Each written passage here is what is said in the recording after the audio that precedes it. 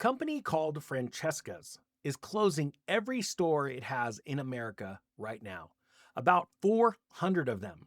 Rite Aid said its stores would stay open, but then it confirmed that they are all shutting. Amazon is walking away from nearly every Go and Fresh location that it built. These are three store chains, 30 days, and they're all headed in one direction. Here's the full story and how to read what's going on in your local shopping center. The last Rite Aid in America closed on October 3rd. Not a store, the last one. 63 years, 5,000 stores at its peak, and it ended with 89 locations going dark in a single week. Francesca shut all 457 of its shops in February. Amazon walked away from 72 Go and Fresh locations in January. Three chains, 3 separate months, and here is the part that should bother you.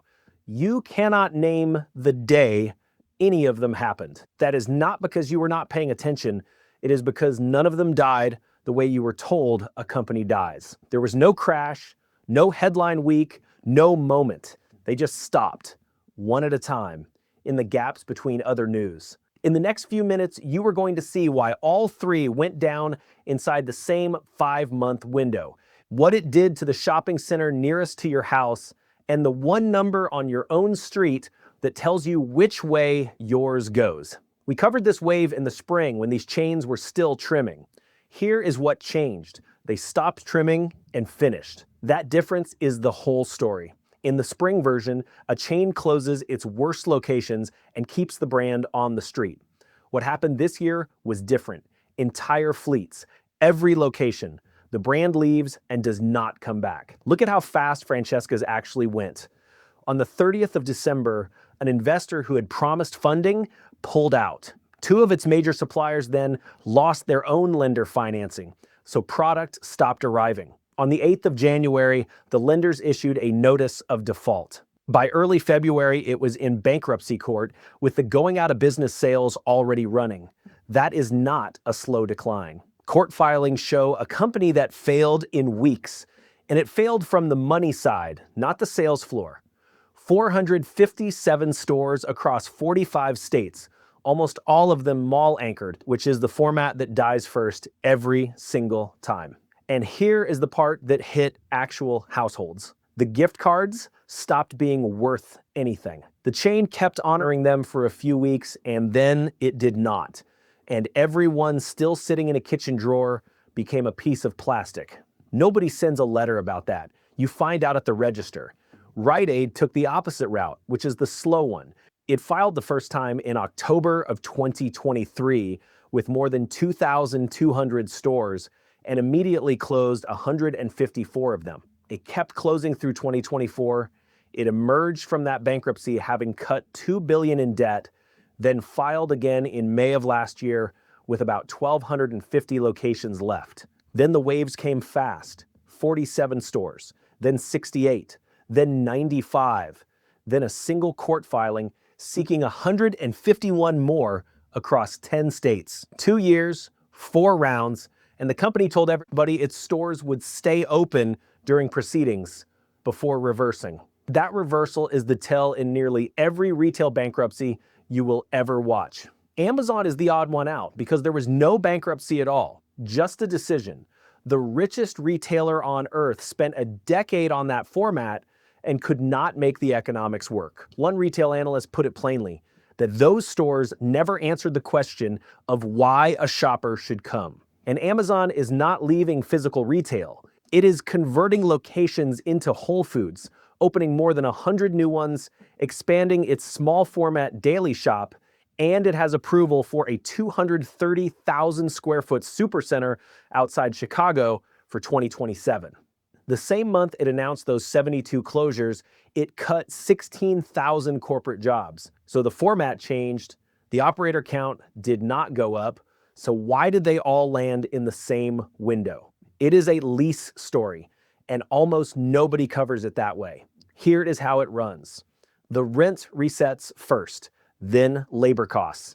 Then the traffic never comes back to cover either one. A lease signed in 2021 gets repriced against a 2026 foot traffic count, and those two numbers do not live in the same world.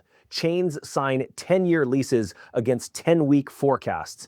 Every one of them signed into the same bad assumption at the same time, which is why the closures cluster instead of spreading out. Macy's is working toward as many as 150 stores gone by year end. Carter's is closing about 100 this year. Hey everyone, just to jump in, if you want to start a business during a recession, there's never a better time actually. Most of the businesses on the top 500 list actually started during hard times. And so that's why I think it's a great time to start a side hustle. If you want to learn how to do it and you want point by point, step-by-step system put together by myself, having over 22 businesses and side hustles, I've been around the block. Links down below. It's an incredible value for what you get. And it's going to set you up on the right side of starting a business. So you can just go and crush it and not have to worry about the hard lessons like I had to go through. So links down below. Let's get back to the video. Saks off 5th, roughly 57 outlets. Kroger has 9 going this month across Georgia, Illinois, Indiana, Virginia, and West Virginia. Now walk it into your own week. The pharmacy run turns into a 20-minute drive, and the prescription transfer is where people quietly fall off their medication altogether. A closed grocery box takes the anchor tenant out of the entire center, and an anchor tenant is the big store the whole property was built around. When it leaves, co-tenancy clauses trigger. Those are the lease terms that let the small tenants cut their rent or walk away entirely if the anchor goes. That is how one closure becomes 8 empty units in 18 months, and not one of those 8 was in any trouble the week before. Here is where it turns, and this is the part that is not in any of the closure lists. The closures are slowing down. CDS is opening about 60 stores this year and closing only a few dozen, which makes it a net adder of physical locations for the first time in 5 years. Walgreens, taken private last August in a $23.7 billion deal, the largest retail buyout on record, cut its closure plan from 700 down to under 100. 4 years of shrinking at the 2 biggest drug chains, ending at the exact moment Rite Aid finishes disappearing. That sounds like good news. Sit with it for a second. They stopped closing stores because there is nobody left to take customers from. Rite Aid went from 5,059 stores to 0. At that peak, it employed about 112,000 people. Those jobs did not move to a competitor's payroll in the same towns. Most of them simply stopped existing where they were. The share got divided.